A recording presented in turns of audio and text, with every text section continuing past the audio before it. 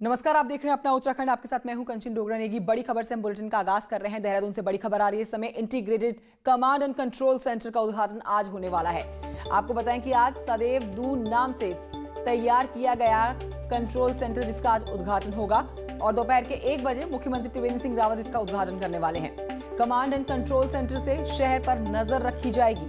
Traffic, road, entry points, बाजारों पर, सब जगह पर यहां से नजर रहेगी। यहां पर आपको यह भी जानकारी दें, स्मार्ट सिटी प्रोजेक्ट के तहत बनाया गया है ये कंट्रोल सेंटर। दीपांकर भट्ट और जानकारी के साथ मौजूद हैं। दीपांकर, दोपहर का समय है जब मुख्यमंत्री उद्घाटन करेंगे यहाँ का, क्या है पूरी जानकारी, विस्तार से बताइए दर्शकों को।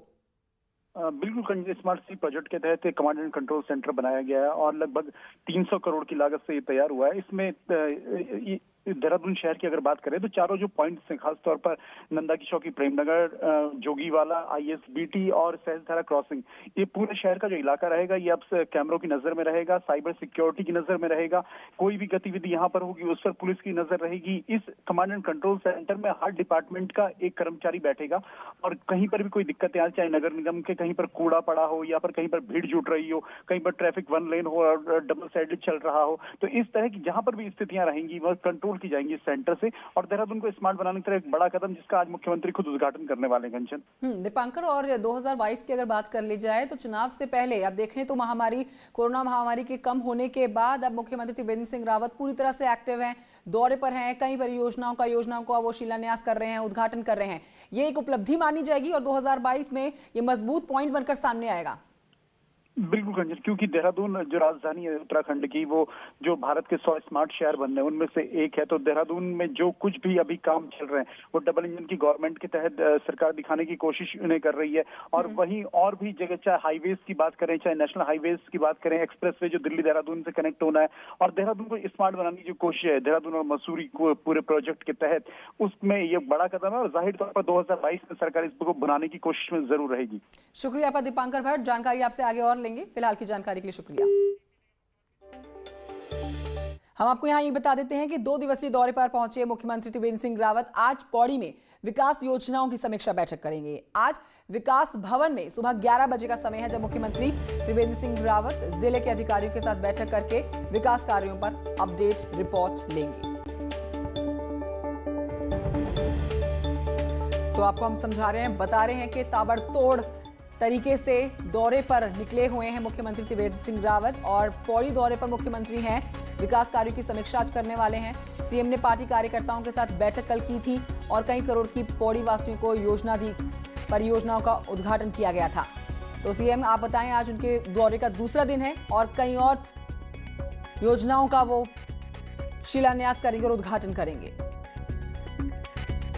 देखिए, 2 प्रकार की बैठकें कर रहे हैं। एक तो कार्यकर्ताओं के साथ बैठक कर रहे हैं, दूसरा जो है पूरे जिले के अधिकारियों के साथ बैठक कर रहे हैं कि जो विकास काम हो रहे हैं हमारे जिले में उनकी समीक्षा बैठक की जाएगी। उसके बाद फिर देहरादून जाएंगे। वहीं आपको बताएंगे सीएम त्रिवेंद्र सिंह रावत कल 2 दिवसीय दौरे पर पौड़ी पहुंचे, जहां श्रीनगर संयुक्त अस्पताल की बिल्डिंग का भी लोकार्पण किया गया और मौलाराम तोमर जी की प्रतिमा का अनावरण भी किया गया। इस दौरान सीएम ने कहा कि वो राज्य में विकास के लिए और लोगों को बेहतर स्वास्थ्य देने के लिए प्रतिबद्ध हैं। हम आपको बता दें कि इस 2 मंजिला अस्पताल की बिल्डिंग में 52 बेड्स हैं और यहां पर सीवेज ट्रीटमेंट प्लांट भी बनाया गया है।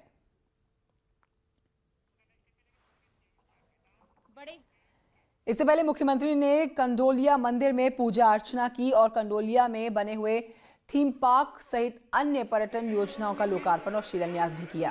उन्होंने कहा कि सतपुली में बनने वाली झील में सी प्लेन सेवा शुरू की जाएगी, जबकि पौड़ी के पास लवाली झील जल्द बनने की बात कही गई है। मुख्यमंत्री ने जिले में पर्यटन से छूटे हुए क्षेत्रों को विकसित करने की भी बात कही कि जो पूरा जिला जो अभी बीच का एरिया था पौड़ी जनपद का, इधर श्रीनगर वाली बेल्ट, यहाँ पर काफ़ी पर्यटक आते हैं, पौड़ी तक भी थोड़ा बहुत जाते हैं, उधर लैंसडोन कॉरिडोर था, यानी बीच का जो भाग था उसमें कोई आकर्षण करने वाली कोई चीज़ नहीं थी। वहाँ पर हमने 13 डिस्ट्रिक्ट 13 न्यू डेस्टिनेशन के तहत हम उसको डेवलप कर रहे हैं। इसी तरह से सतपुली में एक झील हम बना रहे हैं 70 करोड़ की लागत से, जो लगभग 1200 मीटर लंबी झील होगी। तो मुख्यमंत्री त्रिवेंद्र सिंह रावत 2022 की शुरुआत जिलों के दौरे शुरू करके 2021 से दौरों की शुरुआत करके 2022 की तैयारी कर चुके हैं और जिलों में पहुंचकर सीएम लोगों को करोड़ों की योजनाओं की सौगात दे रहे हैं, जिससे कांग्रेस परेशान हो चुकी है। त्रिवेंद्र सिंह रावत 2 दिनों के अल्मोड़ा दौरे के दौरान 150 करोड़ की योजनाओं का लोकार्पण व शिलान्यास करते हुए नजर आए। इसके साथ ही सीएम ने पर्वतीय जिलों के सभी वर्गों के लोगों के लिए काम करने की भी बात कही। इसके साथ ही मुख्यमंत्री 2022 के चुनाव की तैयारी को लेकर भी कार्यकर्ताओं की बैठक कर रहे हैं और फीडबैक ले रहे हैं। स्वास्थ्य के क्षेत्र हो, शिक्षा का क्षेत्र हो, गरीबों के कल्याण की योजनाएं हो, हमने तमाम या हमारे जो बच्चे हैं उनके अच्छे स्वस्थ जीवन के लिए हो, हमने तमाम योजनाएं प्रारंभ की हैं। महिलाओं के लिए हमने बहुत बड़ी योजना प्रारंभ की है।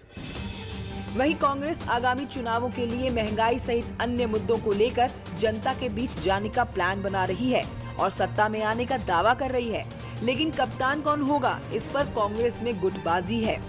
अब चुनाव के बहाने ये तमाम जो घोषणाएं हो रही, जनता, राज्य की जनता जानती है महंगाई आसमान पर है। कांग्रेस इन्हीं मुद्दों को लेकर जाएगी और कांग्रेस तैयारी में है और 2022 में कांग्रेस वापसी करेगी। सीएम त्रिवेंद्र सिंह रावत जिलों में जाकर जनता को सौगात दे रहे हैं और कार्यकर्ताओं से संवाद कर रहे हैं। वहीं कांग्रेस 2022 चुनाव में सिर्फ सत्ता विरोधी लहर के भरोसे है। न्यूज़ 18 के लिए अल्मोड़ा से किशन जोशी की रिपोर्ट।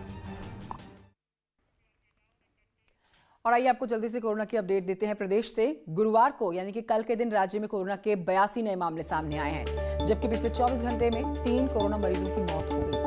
ये लगातार चौथा दिन है जब 100 से कम कोरोना के केसेस आ रहे हैं। वहीं राज्य में एक्टिव कोविड केसेस घट रहे हैं, 1300 हो गए हैं एक्टिव कोविड केसेस। कल राज्य में 4800 हेल्थ वर्कर्स का कोरोना वैक्सीनेशन हुआ था।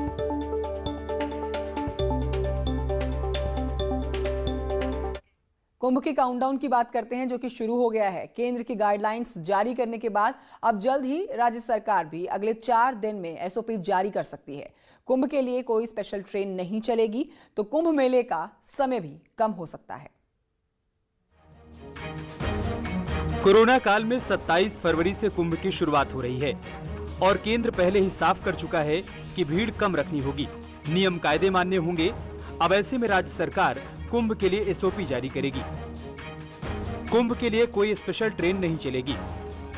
शाही स्नान के पास कोई ट्रेन नहीं चलेगी। सिर्फ हरिद्वार से बाहर जाने के लिए ही ट्रेनें होंगी। हर दिन यात्रियों की संख्या कम हो सकती है।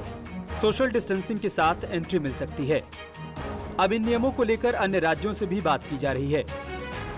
मेलाधिकारी जो घाट हमारे हैं उनकी कैपेसिटी को एक बार स्टडी कर रहे हैं कि कितनी कैपेसिटी है, और उसके आधार पर वो फाइनल जब बताएंगे कितने नंबर हमारे आ सकते हैं, तो उसके आधार पर फाइनल निर्णय होगा कि किस तरह से अधिकतम सीमा तय की जाए। रेलवे को लिखा जा रहा है कि आप कोई स्पेशल ट्रेन नहीं चलाएंगे और कुंभ के जो मुख्य स्नान के दिन हैं और उससे एक दिन पहले हरिद्वार में किसी ट्रेन का आगमन नहीं होगा, बल्कि यात्रियों को बाहर निकालने के लिए, इवैक्यूएशन के लिए आप स्पेशल ट्रेन रख सकते हैं। 30 जनवरी को कैबिनेट की बैठक होगी, जिसके बाद राज्य की एसओपी जारी हो सकती है। ये बात साफ हो चुकी है कि सरकार ढिलाई के मूड में नहीं है और नियम काफी कड़े हो सकते हैं। सुनील नौप्रभात, न्यूज़ 18 देहरादून। और इस समय एक बड़ी खबर आ रही है देहरादून से, जहां पर राज्य में 1 फरवरी से स्पोर्ट्स कॉलेजेस खुल जाएंगे। खेल मंत्री अरविंद पांडे ने इसे लेकर निर्देश दे दिए हैं। खेल सचिव ब्रजेश संत के साथ मीटिंग के बाद मंत्री ने इसके निर्देश दिए और कहा कि नई एसओपी के हिसाब से ही स्पोर्ट्स कॉलेजेस खोले जाएंगे।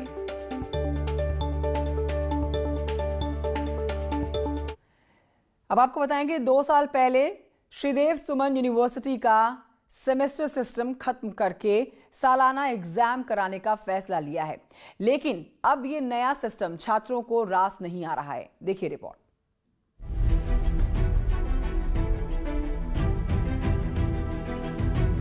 जब देश में ज्यादातर यूनिवर्सिटीज में सेमेस्टर और क्रेडिट सिस्टम लागू हो गया है, तब उत्तराखंड की श्रीदेव सुमन यूनिवर्सिटी ने 2019 में वो फैसला लिया जो स्टूडेंट्स की राह में रोड़े डाल रहा है। दरअसल सेमेस्टर सिस्टम में स्टूडेंट्स को लेकिन उससे ठीक पहले सांसदों का संसद में पहुंचना प्रारंभ हो गया। हमने आपको दिखाया संसदीय कार्य मंत्री को, और संसदीय कार्य मंत्री प्रतीक्षा कर रहे हैं। प्रधानमंत्री नरेंद्र मोदी का कारवां पहुंच चुका है। प्रधानमंत्री नरेंद्र मोदी आज लोकसभा का बजट सत्र जिसकी तैयारियां पूरी हो चुकी हैं, और तस्वीरें आपके सामने, ये देखिए प्रधानमंत्री नरेंद्र मोदी पहुंचे हैं। तो बजट सत्र की तैयारी पूरी हो चुकी है जिसको पेश किया जाएगा। सीधी तस्वीरें आपके सामने लोकसभा से।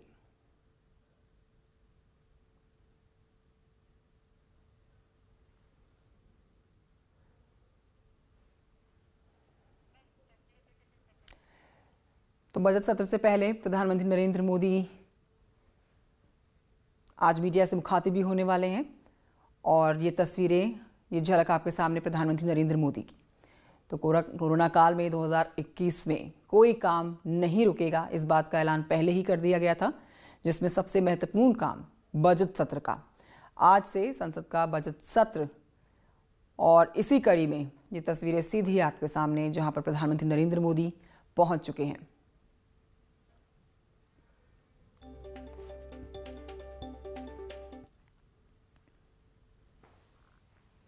नमस्कार साथियों,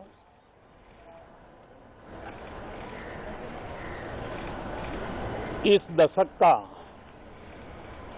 आज ये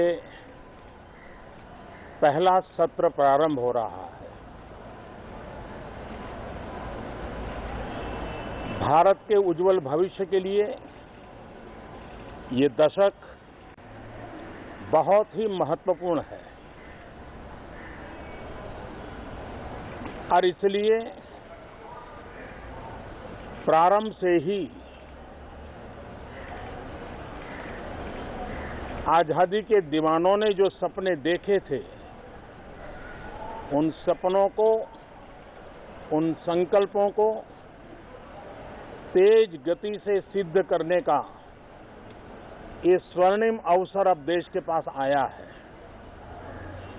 इस दशक का भरपूर उपयोग हो, और इसलिए इस सत्र में इस पूरे दशक को ध्यान में रखते हुए चर्चाएं हो, सभी प्रकार के विचारों की प्रस्तुति हो, और उत्तम मंथन से उत्तम अमृत प्राप्त हो, ये देश की अपेक्षाएं हैं। मुझे विश्वास है कि जिस आशा और अपेक्षा के साथ देश के कोटि कोटि जनों ने हम सबको संसद में भेजा है, हम संसद के इस पवित्र स्थान का भरपूर उपयोग करते हुए लोकतंत्र की सभी मर्यादाओं का पालन करते हुए जन आकांक्षाओं की पूर्ति के लिए अपने योगदान में पीछे नहीं रहेंगे, ये मुझे पूरा विश्वास है। सभी सांसद इस सत्र को और अधिक उत्तम बनाएंगे, ये मेरा पूरा विश्वास है। ये बजट का भी सत्र है। वैसे शायद भारत के इतिहास में पहली बार हुआ कि 2020 में एक नहीं, हमें वित्त मंत्री जी को अलग अलग पैकेज के रूप में एक प्रकार से 4-5 मिनी बजट देने पड़े।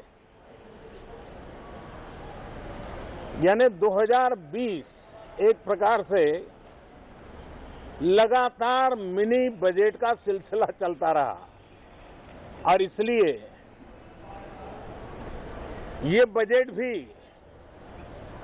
उन 4-5 बजट की श्रृंखला में ही देखा जाएगा, ये मुझे पूरा विश्वास है। मैं फिर एक बार आज आदरणीय राष्ट्रपति जी के मार्गदर्शन में दो सदन के सभी सांसद मिलकर के उनके संदेश को आगे बढ़ाने के लिए प्रतिबद्ध हैं, प्रयासरत हैं। बहुत बहुत धन्यवाद। जी हाँ, प्रधानमंत्री और आप सत्र जो आज पेश किया जाएगा और इस बीच सबसे पहले राष्ट्रपति का भाषण होगा ठीक 11 बजे का समय और आज वित्त मंत्री पेश करेंगे संसद का बजट सत्र।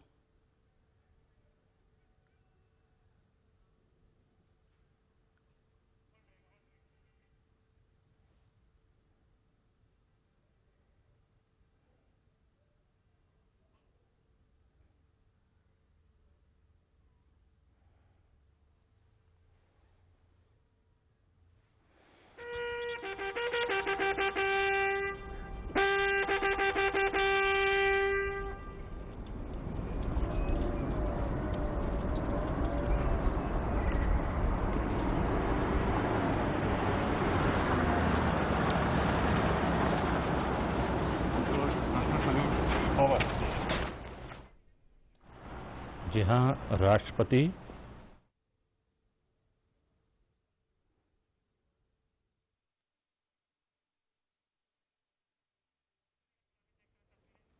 तो संसद के लिए निकले हैं राष्ट्रपति रामनाथ कोविंद। सदन में सभी के विचारों का स्वागत हो। अब से कुछ ही देर पहले आप प्रधानमंत्री नरेंद्र मोदी को सुन रहे थे। मीडिया के सामने वो आए और आज इतने बड़े दिन इस दशक के पहले संसद सत्र के बारे में उन्होंने बताया। लोकतंत्र की मर्यादाओं का पालन होगा, प्रधानमंत्री नरेंद्र मोदी को आपने बोलते हुए सुना होगा। साथ ही उन्होंने कहा कि हम अपना पूरा योगदान देंगे, सबके विचारों का स्वागत करते हैं, सबके मुद्दों का स्वागत करते हैं। बजट सत्र से पहले, अब से कुछ ही देर पहले प्रधानमंत्री नरेंद्र मोदी मीडिया से बात कर रहे थे और अब थोड़ी ही देर के बाद बजट सत्र की शुरुआत हो जाएगी। तस्वीरें आपके सामने जब राष्ट्रपति भवन से आप देख रहे हैं लाइव और संसद की तरफ कूच करते हुए राष्ट्रपति रामनाथ कोविंद। आज से संसद का बजट सत्र शुरू हो रहा है और आज पेश होने वाला है आर्थिक सर्वे। वित्त मंत्री पेश करेंगे बजट। साथ ही बताएं आपको वित्त मंत्री आर्थिक सर्वे पेश करेंगी। 11 बजे का समय जब राष्ट्रपति रामनाथ कोविंद का अभिभाषण होगा।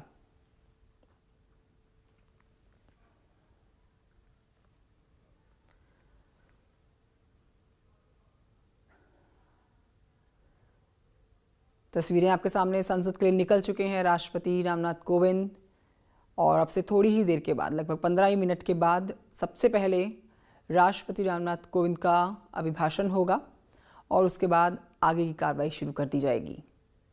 ये लाइव तस्वीरें राष्ट्रपति भवन से। संसद के लिए निकलते हुए राष्ट्रपति रामनाथ कोविंद सदन में सभी के विचारों का स्वागत करेंगे। प्रधानमंत्री नरेंद्र मोदी अब से थोड़ी देर पहले मीडिया से बात करते हुए साफ कर चुके हैं कि सबके मुद्दों का स्वागत किया जाएगा, सबके विचारों का स्वागत किया जाता है। सदन में सभी के विचारों का स्वागत होगा और लोकतंत्र की मर्यादा का भी पालन होगा। आज से अब से थोड़ी ही देर के बाद संसद का बजट सत्र पेश किया जाएगा।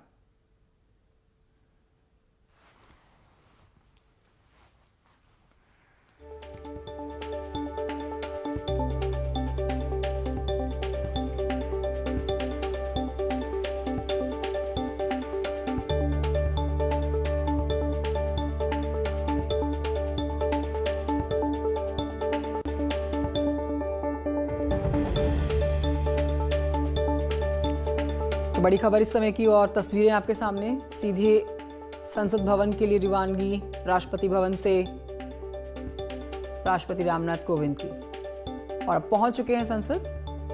गृह मंत्री अमित शाह ये अपडेट आप तक पहुंचा देते हैं।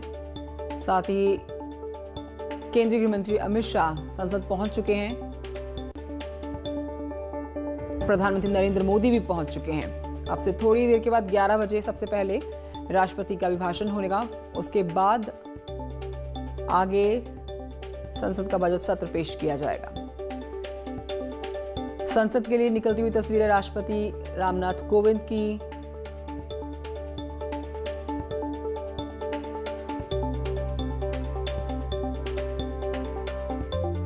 दशक भर की प्रधानमंत्री नरेंद्र मोदी को आपने अब से थोड़ी देर पहले सुना। तो आज बहुत अहम दिन, बहुत ही बड़ा दिन, जिसमें प्रधानमंत्री नरेंद्र मोदी ने बहुत अहम बात कही कि मर्यादाओं का पालन किया जाएगा, लोकतंत्र की मर्यादाओं का पालन होगा। ऐसा वो रेजिमेंट के second in command colonel Shardul Siddiqui जो सवार हैं विक्रांत पर।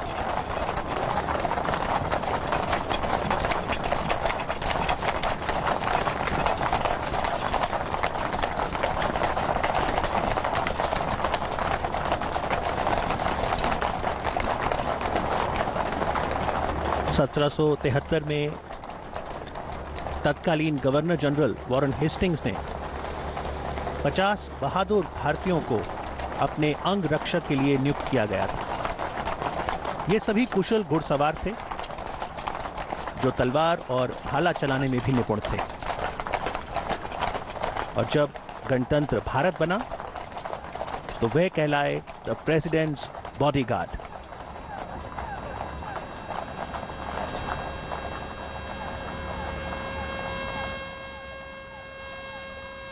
लगभग 250 साल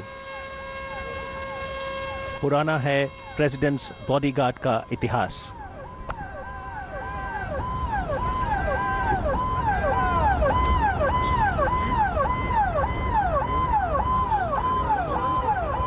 The carcade and the procession moving out of the forecourts of the Rashtrapati Bhavan towards Vijay Chowk, from where they will take a left to go towards the Parliament of India.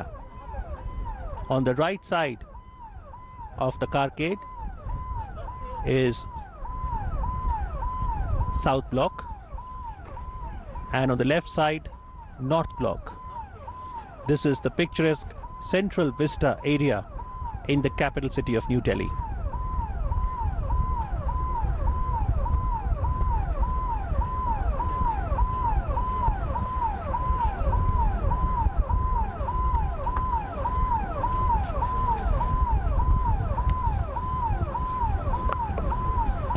In his address on the eve of the Republic Day, Honorable President Shri Ramnath Kovind had talked about the core values that the Constitution of India propounds.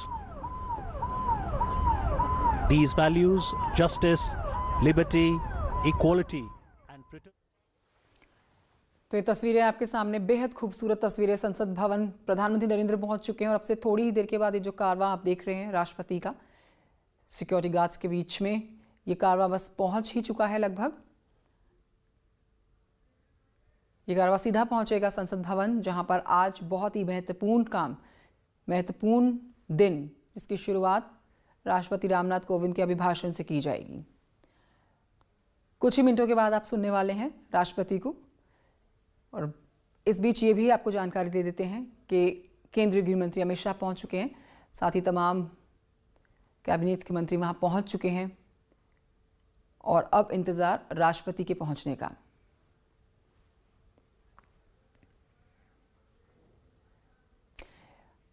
प्रधानमंत्री नरेंद्र मोदी को आपसे थोड़ी